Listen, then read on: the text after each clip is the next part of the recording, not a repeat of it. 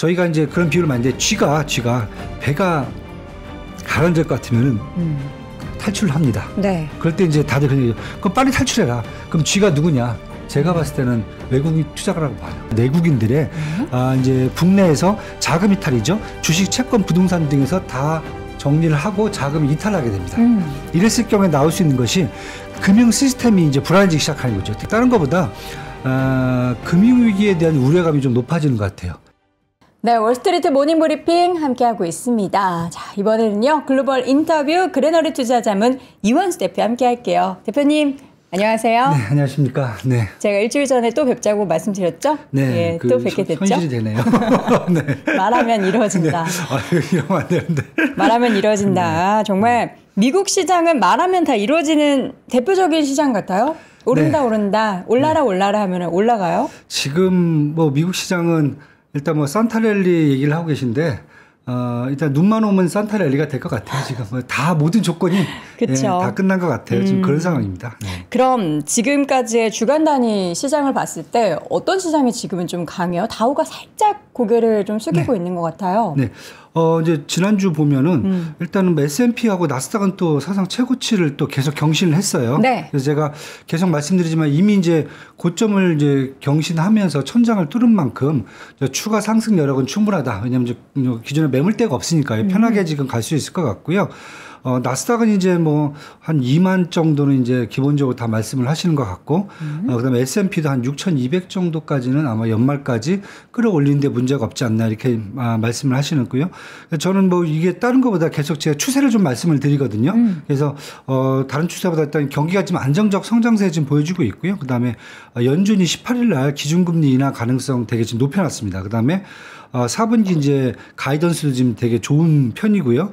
그러다 보니까 지난주 같은 경우 일단 M7하고 빅테크죠. 요 기업들의 이제 상승세가 눈에 띄었는데 특히 이제 필라델피아 반도체 지수가 한 5.35%가 상승을 했어요. 크게.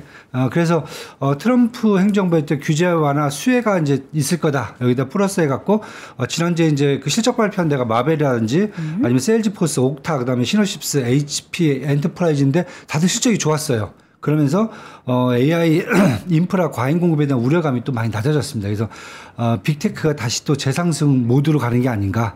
그러다 보니까 S&P하고 나스닥은 올랐는데 반대로 그동안 좀 올랐던 이제 기존에 이제 트럼프 수혜주 종목들이 있죠. 뭐 정유라든지 뭐 금광주라든지 뭐 기타 등등 이런 주들은 좀 밀렸습니다. 그러면서 다우하고 반대로 러셀 같은 경우는 조금 이제 밀리는 모습을 좀 보였고요. 근데 네. 이건 제가 봤을 때는 큰 추세적 흐름에는 변함이 없다. 이렇게 이제 보여지고요.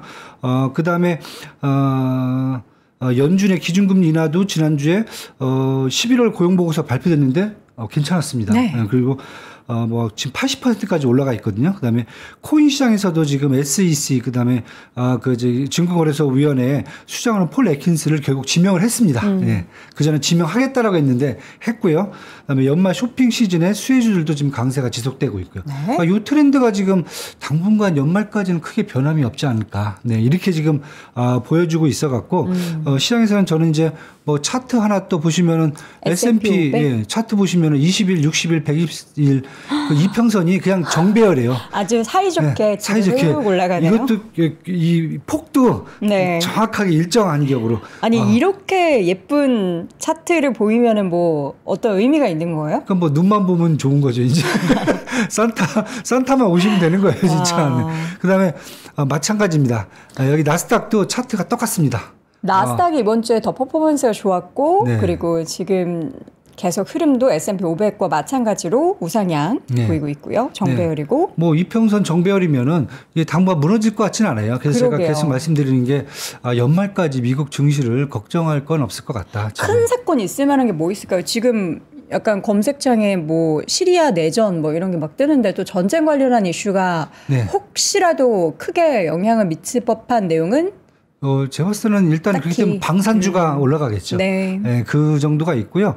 지금 시장에서 보는 것은 일단은 연준이 18일 날 과연 금리를 내릴 건가. 만약에 금리 안 내리면 어떻게 되는 거예요? 그럼 이제 충격이 오는 거죠. 안 내리면 저기 정배열이 무너질 수 있다. 그렇죠. 정배열이 무너질 수가 있는 거죠. 근데 그거 하나가 있는데 일단 시장에서는 지금 한 80% 정도 이상으로 프레드와치 같은 경우는 이제 기준금리 인하 가능성을 거의 보는데 거의 90%인데요? 이제 90%까지 또 올라갔나요? 제가 지금 자료 가지고 오신 거에 네, 보니까 거의 그 정도까지 올라와 있습니다. 그래서 네. 한번 보시면은 제가 89%니까 거의 90%네. 네, 아니 요즘 앞에만 자꾸 보는 것 같아요. 뒤를 안 보고 제가 숫자를. 89%. 네, 마음이 급해지니까 네. 이 세상이 네 이렇게 돼 있습니다. 그래서 지난주 같은 경우 이제 연준도 보면은 이 11월 고용 보고서가 사실은 좀 밀리지 않겠냐. 왜냐하면 10월달에 그 태풍이 2개가 오면서 사실은 좀 고용 시장이 좀 망가졌었거든요. 그것 때문에 망가졌던 거군요. 예, 10월달에 태풍 때문에 그때는 어떻게 고용 그 증가율이 나오지도 않았거든요. 그런데 이번 보면 실업률이 4.1%에서 한 4.2%로 조금 상승을 했지만은 민간 비농업 부분 고용이 전망치가 한 16만 건이었는데 19만 4천 건까지 증가를 했어요. 그러니까 11월 달에 사실 다른 것보다는 연말 쇼핑 시즌 때문에 서비스업 쪽에서 고용 창출이 좀 많아지거든요. 그래서 그 부분이 반영됐고 그다음에 이번 주 11일 날에 이제 CPI 발표가 돼요. 11월 달. 지금 지난달에 2.6%였고요. 그는 CPI도 한 3.3%였는데 이번 달도 이렇게 약간 떨어질 수 있다. 왜냐하면 유가가 $70 밑으로 계속 하향을 했기 때문에 조금 떨어질 수 있다. 이런 얘기까지가 돌고 있어 갖고요. 결국 시장에서 얘기하는 것은 12월 18일 날 나올 수 있는 이제 연준의 결정이 일단 기준금리와 인플레이션의 스프레드가 지금 계속 불균형이거든요. 4.75%하고 2.8%라는 것은 균형이 되게 높거든요. 그다음에 주변국들 그 ECB 같은 경우는 지금 17일 날 이번 주에 그 통화 정책 회의가 있는데 여기서 빅스텝도 할 수 있다라는 소문까지 지금 있을 정도거든요. 그래서 그것도 지금 보셔야 될 것 같고 그다음에 트럼플레이션의 어떤 대비 차원에서 25bp 정도는 12월에 내리고 그다음에 계속 파월 의장이 요즘 들어서 이제 금리나 속도 조절을 말씀을 하고 계시거든요. 그 부분은 2025년도 트럼프 행정부가 출발한 다음에 그 다음에 시장을 보면서 금리 인하의 속도를 조절하겠다. 그렇게 얘기를 인식을 하고 있어요. 그래서 이번 12월까지는 아마 올해 점도표인 4.375%를 계속 따라갈 거다. 이렇게 지금 시장은 지금 보고 있습니다. 네. 그래서 이 정도면은 제가 봤을 때는 따로 지금 미국 시장을 흠잡을 곳은 별로 없어 보인다. 그렇죠. 네, 이렇게 지금 보여집니다. 네. 자, 이어서는 우리나라의 말을 하기가 너무 싫으네요. 그렇죠. 네. 이런 이제 주말 사이에 있었던 탄핵 그리고 또 12일에 또 이제 관련한 이슈가 계속 있으면서 이게 언제 마무리가 될지를 알 수가 없는 이런 국내의 불확실성이 있는 정치적인 불확실성이 있는 것에 대해서 외신들의 반응을 좀 묶어 오셨는데 여러분들 많이들 들으셨겠지만 이제 국내 투자자, 그러니까 우리나라를 투자하는 외국인 투자자들의 비중이 계속 줄어들고 있는 상황에서 더 이것을 촉발시켜 낼 수밖에 없는 그런 상황인 거죠. 예, 제가 뭐 국내 사정은 다들 아시니까 네. 어떤 상황이라는 것을 제가 알고 있을 것 같고요. 그다음에 그래서 저는 이제 대신에 저희가 이제 해외 쪽 투자가분들의 어떤 이제 행동 패턴이 어떻게 나올지 그걸 좀 한번 생각을 좀 해야 될 것 같아요. 그래서 그냥 막무가내 그냥 뭐 주식을 판다. 근데 뭐 일단 탄핵이 뭐 부결이 아니라 이제 뭐 의결 종족수가 안 돼 갖고 이제 문제가 생겼지만은 그러면 뭐 끝난 거냐? 이것도 사실 아니거든요. 그래서 제가 간단하게 한번 정리를 좀 해드릴게요. 그래서 그리고 또 이제 외국인들이 반응이 어떻게 국내 시장에 영향을 미치는지 먼저 봐야 될 지표는 뭐야 되는지 그걸 한번 제가 한번 짚어드리는 시간을 좀 갖도록 하겠고요. 일단 뭐 사실은 7일 날 대통령 탄핵에 대한 부분이 저는 좀 기점이었다고 생각을 하거든요. 그때 어느 정도 이게 탄핵이 좀 이렇게 가결이 됐다라고 하면은 외신들의 반응이 똑같은 뭐랄까 좀 상대적으로 좀 덜 이제 악재로 안 비춰질 수가 있을 것 같은데 반대로 이 부분이 좀 저는 이제 향후 전국이 더 이제 불확실성이 좀 더 커졌거든요. 일단 뭐 재탄핵을 예고했고 내란죄 관련 수사로 지금 전국이 좀 돌아갈 거고요. 그다음에 뭐 대통령이 권한을 이임했는데 이것도 또 뭐 불법적이다, 헌법에 위배된다, 뭐 이런 문제가 또 지금 있기 때문에 결국은 국내의 정치 리스크가 이제 장기화될 수 있다. 그리고 외신들이 봤을 때는 우리는 정치 리스크잖아요. 근데 외신들이 봤을 때는 이것은 지정학적 리스크거든요. 근데 정치 리스크와 이제 지정학적 리스크의 특징이 뭐냐면 첫 번째는 캡이라든지 플로어가 없습니다.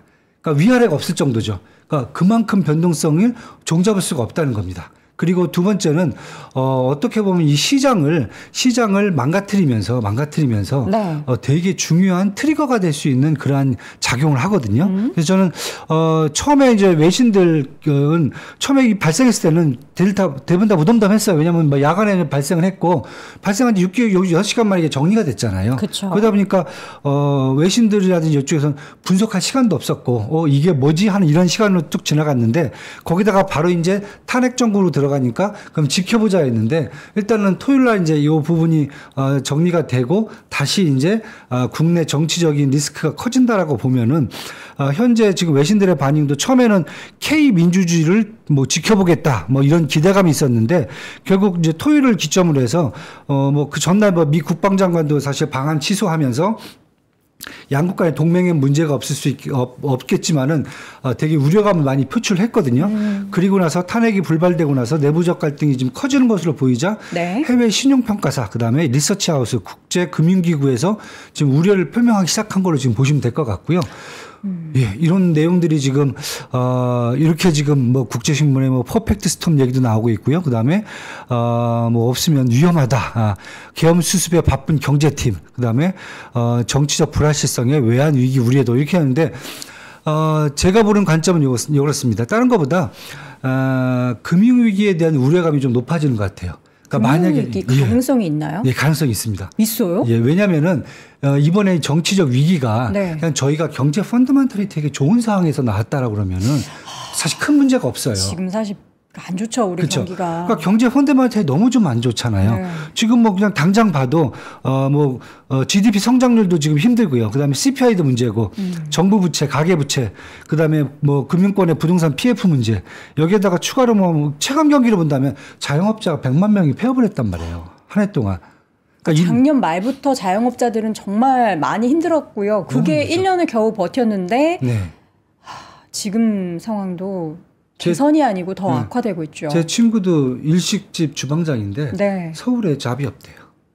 그래요? 그래서 지금 시골 내려가서 일용직을 하고 있습니다. 그 정도입니다. 그러니까 자영업자 하던 친구들도 다 지금 폐업하고 이 정도니까 되게 지금 국내 경기 자체 체감 경기뿐만 아니라 지표도 지금 안 좋은 상황이거든요. 그런데 저희가 이제 금융 위기론 같은 데를 딱 보면 첫 번째가 일단은 경제 펀더멘탈이 악화되는 게 출발점이에요. 네. 두 번째는 거기에 트리거가 생기거든요. 네. 그러니까 미국 같은 경우 서브프라임 같은 경우 부동산 가격이 폭락한다던가 뭔가 트리거가 생기는데 이머징 마켓 같은 경우에는 그런 트리거가 사실 정치적 불안도 하나가 포함이 되거든요. 그리고 아까 말씀드렸듯이 정치적 불안이라는 게 캡하고 플로어가 없는 겁니다. 그러니까 변동성이 어느 정도까지 갈지는 모르는 상황이기 때문에 그렇죠. 현재는 저희는 지금 이제 정치적 불안 트리거까지는 와 있다. 이렇게 지금 보셔야 될 것 같고요. 그 다음 단계가 사실 자산 가치가 폭락을 하게 됩니다. 특히 이제 외국인 뿐만 아니라 내국인들의 이제 국내에서 자금 이탈이죠. 주식, 채권, 부동산 등에서 다 정리를 하고 자금이 이탈하게 됩니다. 이랬을 경우에 나올 수 있는 것이 금융 시스템이 이제 불안해지기 시작하는 거죠. 특히 신용경색이라든지 아니면 금융기관의 파산이라든지 이런 부분들이 나오거든요. 그래서 지금 금감원이라든지 재경부라든지 한국은행에서 지금 계속 지금 경제 안정회의를 계속 지금 하고 있고 오늘도 또 할 거거든요. 네. 이런 부분이 시스템적인 것을 방어하겠다는 측면이거든요. 저 같은 경우도 계속 지금 금감에서 공문이 내려와요. 지금 상황이 어떤지 계속 파악을 해달라. 조금만 회사지만 그것까지 지금 나오고 있습니다. 그러니까 그 정도 지금 계속 민감해지는 거죠. 어떤 상황을 파악을 해달라고요? 그러니까 지금 자본금 상황이 어떻고, 회사. 그렇죠, 회사. 지금 금융 어쨌든 그 운용을 하고 계시기 때문에 안전하냐, 괜찮냐. 그다음에 고객들의 이제 성향이 자금 이탈. 만약에 외국인 자금 갖고 있으면 이탈이 어느 정도 이런 것도 좀 파악을 좀 계속 해달라. 그 정도까지 나옵니다.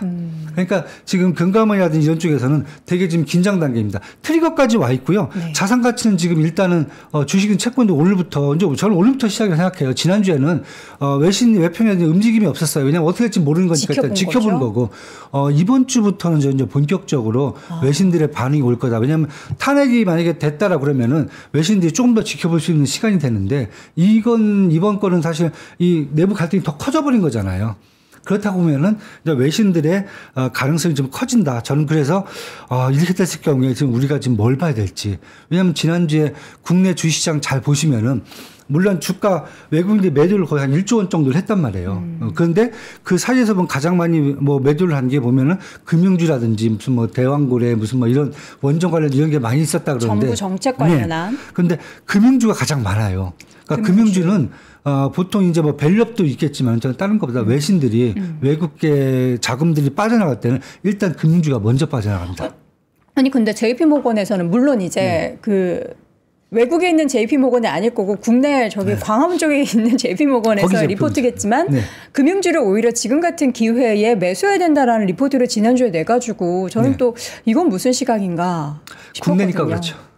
그렇죠. 네, 국내니까 그렇습니다. 아니, 저희 지금 월스트리트 모닝 브리핑 맞습니다, 여러분. 근데 이제 해외의 이런 시선들, 국내를 바라보는 시선들이 지금 굉장히 부정적인데 중요한 거는 이제 투자자들도 그렇고 그게 외국계 투자자들도 마찬가지겠죠. 시장이 악재가 터진 것보다 더 싫어지는 것은 불확실성이라는 거기 때문에. 악재가 지속될 수 있다는 거죠, 지금 장기간. 그러니까 단기로 끝난다라고 그러면 여기서 시장이 반응할 수가 있겠는데 그렇지 않고 악재가 지금 더 커지면서 장기화될 수 있잖아요. 뭐 내란죄로 들어가면 최소한 1년 2년이잖아요. 그럼 임기 다 끝나는 거거든요, 그때는. 그러니까 이렇게 지금 볼 수가 있으니까. 그래서 시장이 아마 오늘부터 이제 본격적으로 외신들의 어떤 평가가 이루어질 수 있다 저는 이렇게 보고 있고요. 그렇다고 보면 사실은 단기적으로 본다면 외환시장이 먼저 반응을 하고요. 두 번째는 중장기적으로 간다 그러면은 CDS 시장 좀 이따 그건 설명 좀 드릴게요. 이 시장이 반응을 하기 때문에 저희들은 이제 계속 이 시장을 주시할 수밖에 없다. 그리고 뭐 지금 가장 먼저 보는 게 금감원도 그렇고 지금 국내에서 한국은행도 그렇고 일단 외환 시장이에요. 왜냐하면 단기적으로 외환 시장 같은 경우는 지정학적 리스크, 정치 리스크에 바로 반응을 하거든요. 그래서 이렇게 보시면 돼요. 저희가 이제 그런 비유를 많이 하는데 쥐가 배가 가라앉을 것 같으면은 탈출을 합니다. 네. 그럴 때 이제 다들 그냥 그럼 빨리 탈출해라. 그럼 쥐가 누구냐? 제가 봤을 때는 외국인 투자가라고 봐요. 네. 그만큼 민감하다는 거죠. 그렇다고 보면 일단 뭐 외환 시장이 지금 일단 충격을 받을 수 있을 것 같은데 일단 뭐 차트를 보시면은 환율 보시면 제가 달러 인덱스하고 원달러 환율을 이제 같이 놓고 있는데 오른쪽에 이제 원달러 환율 같은 경우는 제가 반대로 거꾸로 놨어요. 그렇게 보면은 인덱스하고 이렇게 원하고 이게 정확하게 반비례하게 움직이는 게 눈에 보이거든요. 근데 최근 보시면은 달러 인덱스가 약세로 가는데도 불구하고 원달러 환율이 올라간단 말이에요. 내려가는 게 정상이거든요. 네. 그렇다고 이제 시장이 지금 일부 지금 반응을 시작했는데 뭐 하늘에서는 외환 보유고가 지금 한 4,200억 달러 정도가 있거든요. 이 정도 수준이 어느 정도냐면 IMF 당시에 저희가 420억 달러가 있었어요. 10분의 1 했어요, 그때가. 근데 지금 한 10배 정도 수준이 있기 때문에 방어를 할 수는 있겠지만은 제가 그렇다고 해서 환율이 올라가는 것을 크게 막지는 못할 거다. 그래서 사실 지금 제가 계속 경제 펀더멘탈이 안 좋다고 말씀을 드렸잖아요. 안 좋다 보니까 원달러 환율이 사실 지금 1,406원까지 사실 올라와 있었어요. 올라와 있는 상태고 과거에 이제 본다 그러면은 1,400원대를 넘었었던 게 사실 2008년도 미국 서브프라임 모기 사건 때거든요. 이걸 생각하셔야 될 것 같고 네. 그다음에 박근혜 대통령 때 그 탄핵 당시 있잖아요. 그 뭐 재판 나오기까지 네. 한 5, 6개월 정도 걸렸잖아요.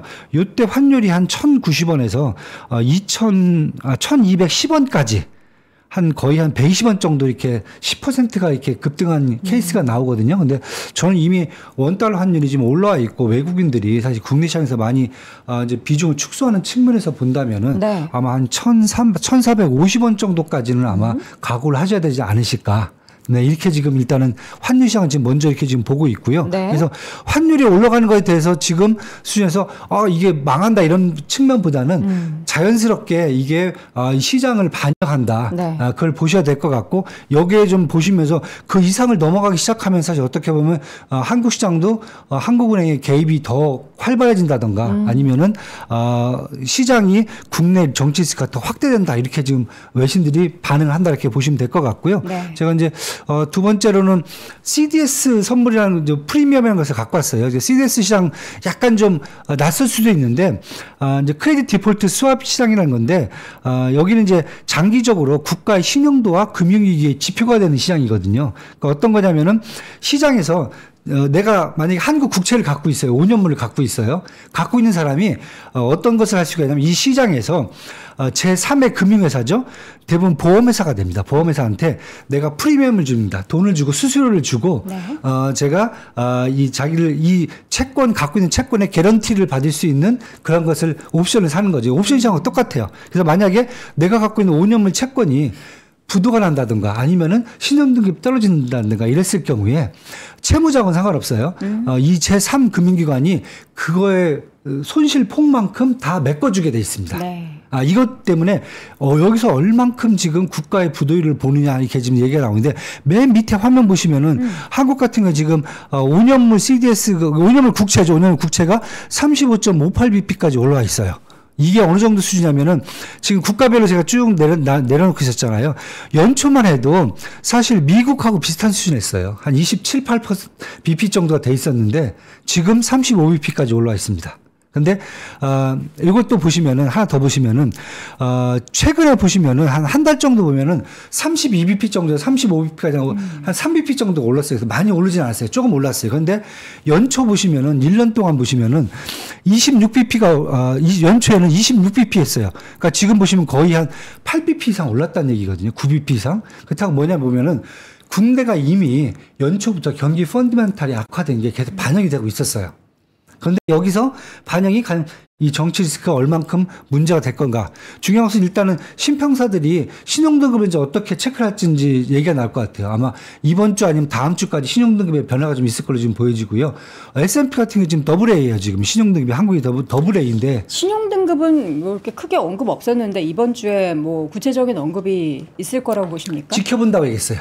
일단 왜냐하면 당연히 지난주에는 뭔가 아무것도 없기 때문에 뭐 얘기할 수 있는 게 없었거든요. 일단 지켜본다. 그다음에 그리고 상황 전개에 따라서 파악을 하겠다고 하기 때문에 아마 S&P 같은 경우 이머징 마켓에 대해서는 되게 민감하거든요. 그렇다고 보면은 아마 이번 주 아니면 다음 주에 뭔가 언급이 있을 겁니다. 네, 그래서 알겠습니다. 그렇게 됐을 경우에 지금 한번 보신다면은 네. 저희가 2008년도 금융위기 뿐만 아니라 이제 가장 최근에 나왔던 것은 스프레드가 지금 2022년 말쯤에 이제 그때 이제 미국의 기준금리 급등하고 있을 때 네, 그때거든요. 네. 그때가 거의 한 800bp까지 올랐었거든요. 그래서 그런 거 본다면은 저는 만약에 이번에 시장이 신용등급이 조금 뭐 더블 A 마이너스 쪽으로 간다라고 했을 경우에는 네.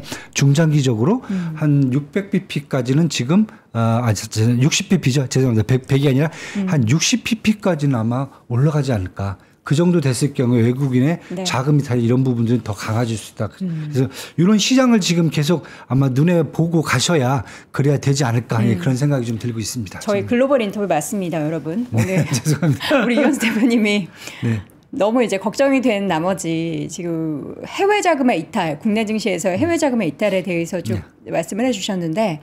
이제 해외 투자, 미국 주식 투자하시는 분들은 이제 환율에 되게 민감하셔서 네. 아까도 이제 추가적인 원화 약세와 달러 강세가 나타날 때 미국 주식 투자 결국에는 내 자산을 미국 쪽으로 더 옮기고는 싶은데 이거 환율 때문에 만약에 지금 샀는데 내가 샀던 이 달러 환율이 꼭 찌면은 어떡하나, 고점이면 그렇죠. 어떡하나 이런 우려가 있어요. 그래서 저는 국내에 보면 환해지 상품이 있지 않냐. 그러니까 추가적인 상승을 하지 않는다라는 가정하에 환해지 상품에 대한 ETF 투자는 어떤가라는 얘기도 했는데 어떻게 보십니까? 저는 괜찮다라고 보고 있고요. 추가적인 상승 가능성을 염두하고서 그럼요. 해야 되는지. 네, 그리고 저는 뭐 전혀 문제 없다고 보여지고 있고요. 그러니까 최근에 이제 국내 주시장에 대해서 뭐 펀더멘탈 얘기를 해요. 워낙 낮아졌으니까 저가 매수기다 얘기를 하는데 네. 사실 그것보다는 뭐 지금은 펀더멘탈 따질 때가 아니거든요. 시장은요. 자금의 유출입이 중요한 시장이기 때문에 그렇죠. 추가 하락에 대한 가능성은 저는 더 커져 있다라고 보고요. 그렇다고 하면 지금 많은 분들이 지금 그러면 내 자산을 어떻게 해야 돼? 국내에 있는 것을. 네. 그러면서 안전자산을 제가 상대적 안전자산이라고 말씀드려요. 상대적. 네, 옮기는 게 좋다. 왜냐하면 절대적 안전자산은 뭐 금이라든지 막 이런 걸 얘기할 수가 있잖아요. 상대적으로 본다면 국내 주식시장과 달리 좀 더 좋은 시장을 가야 된다고는 미국 주식을 매수한다든가, 그렇죠? 아니면은 코인 시장을 본다든가. 코인 시장은 뭐 한국의 변수하고 문제가 상관이 없잖아요, 그렇죠? 잠깐 변수가 있긴 했지만 그래도 다시 그렇죠. 회복을 했죠. 그것은 사실 어떻게 네. 보면 코인 시장에 문제가 있어서 코인을 판 게 아니라 국내 코인 그렇죠. 국내죠. 투자한 네. 분들만 네. 그렇게 그분들은 보시겠죠. 그것 때문에 코인을 판 게 아니라 일단 현금화 시키기 위해서 국내에서 판 거고 다시 또 지금 원상태가 돌아가고 있거든요. 그러니까 저는 그것도 참 아이러니했어요. 아니 어쨌든 코인은 달러화 자산으로 좀 여겨져서 네, 맞습니다. 이걸 투자하는 게 아닌가 싶은데 우리나라에서 이게 왜 이렇게 급락을 하지 싶었는데 다시 또 회복을 했고. 현금을 더 확보하고 싶은 거죠. 아예 원화로 확보를 해야 된다. 현금 확보. 그다음에 그날 보시면은 그날 국내 이제 원화 시장이 코인 시장이 막 급락을 하자 어떤 일이 발생했냐면은 차익 거래가 들어왔어요. 한국이 싸지고 미국이 달러가 비싸지잖아요. 그러면은 싼 거에 사서 미국에서 팔면 되잖아요. 그것 때문에 차익 거래가 들어왔는데 업비트하고 빗썸에서 그날 트래픽이 발생하면서 사실 거래가 중단됐어요. 네. 어떻게 일부러 했다는 소문도 있어요, 사실은. 그렇게 되면 코인이 다 빠져나가 버리잖아요, 국내 시장에서. 근데 그것도 좀 문제가 커지지 않을까요? 네. 그래서 하여튼 그런 상황이 있어갖고 저는 이제 그런 쪽 아니면 선물을 매도한다든가 최근에 들어서 이제 지금 일본행이죠. 일본행이 이제 12월 달에 기준금리 인상 예고를 한 상태예요. 그렇죠. 그렇다고 하면 어떤 분들 이런 말씀을 하세요. 만약 이렇게 됐을 경우에는 엔화죠. 100엔당 지금 930원 정도 한단 말이에요. 그런데 만약에 엔화가 금리를 인상하게 되면은 원엔 환율은 뭐 1,000원까지도 보고 있거든요. 그럼 차라리 엔화로 사갖고 일본 도쿄 시장에 가면은 TLT가 있습니다. 채권이 있습니다. 미국 채권. 그게 이제 과거에 한 2년 전이었나요? 아니요. 그때 그게 되게 이 유행이었잖아요. 연초였어요. 올해 연초요. 그게 그거밖에 안 됐어요. 네. 근데 그렇게 투자하셨던 분들 사실 그다음 이제 꽤 많이 갑자기 또 힘들었죠. 일본은행이 금리를 올리겠다는 얘기를 또 취소를 해버렸잖아요. 그러면서 이제 엔화가 이제 빠진 거였고, 그다음에 국채금리도 그때 이제 같이 이제 수익률도 올라가면서 가격도 빠진 거예요. 근데 지금 또 반대 상황 가잖아요. 저는 이제 그런 방법도 괜찮을 수 있고. 아니면 달러가 지금 비싸다고 보는데 저는 정치 리스크가 최소한 이것은 한 5, 6개월 이상 더 저는 지속된다고 보기 때문에 환율이 6개월이라고 말씀하시는 뭔가 근거가 있으실까요? 일단은 내란죄라든지 아니면은 재탄핵이라든지 이런 부분들이 계속 진행이 되려면은 내란죄만 해도 최소한 법원 들어간다 하더라도 이것은 6개월에서 1년이거든요. 그리고 탄핵이 정족수가 안 되는데 이 정족수를 확보하는데 제가 봤을 때는 최소한 6개월 이상. 그러니까 저는 이렇게 보고 있습니다. 외국에서 보는 시각이 그랬습니다. K 민주주의를 응원한다고 했을 때 얘기가 뭐였냐면은 지금 이제 이 현재 리더십이 문제가 많잖아요. 많다고 이제 다들 외국에서 이제 지금 평가를 하고 있는 거고, 그런 측면에서 본다면은 현재 이제 정치적 상황이 한 최소한 6개월 정도는 가야 되지 않겠느냐. 그렇게 본다면은 환율도 쉽게 지금 떨어질 부분도 아니고, 그렇다고 해서 경제 펀더멘탈이 지금 바로 저희가 좋게 바뀌어줄 수 있는 상황도 아니잖아요. 그렇다고 보면은 펀드멘탈 때문에 결국 1,400원 올라왔는데 여기다가 정치 리스크까지 합치면은 1,400원 이상은 계속 늦어도 한 5, 6개월은 가지 않겠냐. 그렇다고 보면은 저는 달러가 지금 비싸다라고 생각한다기보다는 달러는 시장을 정확하게 반영하고 있다. 그렇게 좀 보셔야 될 것 같습니다. 달러가 계속해서 지금 변동성이 불가피하게 달러와 원화 간의 변동성이 불가피하게 벌어질 수밖에 없는 상황 속에서 어쨌든 미국 주식을 투자를 계속 하시려는 분들은 내가 높아진 달러 원 환율에 부담이 된다 하시는 분들은 이제 단기적으로는 환해지 상품에 대한 트레이딩 전략도 괜찮다라는 말씀을 해주셨습니다. 이번 주 주요 일정 중에 좀 눈여겨보고 계신 일정 뭐가 있을까요? 일단 미국 같은 경우에는 11일 날 이제 CPI가 나와요. 11월 달. 결국 요것 때문에 이제 18일 날 다음 주 연준에 이제 기준금리 인하 가능성을 저희가 점칠 수 있을 것 같고요. 반면에 지금 요즘 중국도 시끄럽잖아요. 중국도 11월 CPI하고 이제 그 11월 수출 현황이 이번 주에 나오는데 수출 현황을 좀 많이 보셔야 될 것 같아요. 왜냐하면 트럼프 관세 폭탄 때문에 지금 요즘 중국의 수출이 지금 불티나게 지금 난리가 났거든요. 왜냐하면 미리 살아야 되니까. 쟁여하다. 그렇죠. 사재기를 하고 있으니까 지금. 그래서 이거 한번 보시면 괜찮을 것 같고 12일 날 통화 정책 회의를 해요. 지금 자기들은 한 50bp 이상 빅스텝 얘기도 하고 있는데 일단 한번 이건 보셔야 될 것 같아요. 그다음에 주요 기업들도 보시면 이제 오라클, 어도비, 그다음에 브로드컴, 브로드컴 이렇게 세 개 또 회사가 큰 회사들이 또 발표를 해요. 그래서 지난주 마찬가지로 실적 좋으면은 제가 봤을 때 빅테크라든지 M7의 재상승 상승 여부가 계속 여기서 지금 판가름이 나지 않겠느냐 이렇게 지금 말씀을 드리고 싶습니다. 네, 주요 기업들의 실적 발표 내용도 주요한 기업들이 많기 때문에 여러분 눈여겨보시기 바라겠고요. 저희가 이 시간을 통해서 또 잘 정리해 드리도록 하겠습니다. 자, 오늘 글로벌 인터뷰 함께 했고요. 그레너의 투자자문 이완수 대표였습니다. 대표님 고맙습니다. 네, 감사합니다. 삶의 격을 높이는 9가지 지혜를 함께 나눕니다. 위즈덤 칼리지 시즌2 영상 아래 링크를 클릭하시면 자세한 내용을 확인하실 수 있습니다.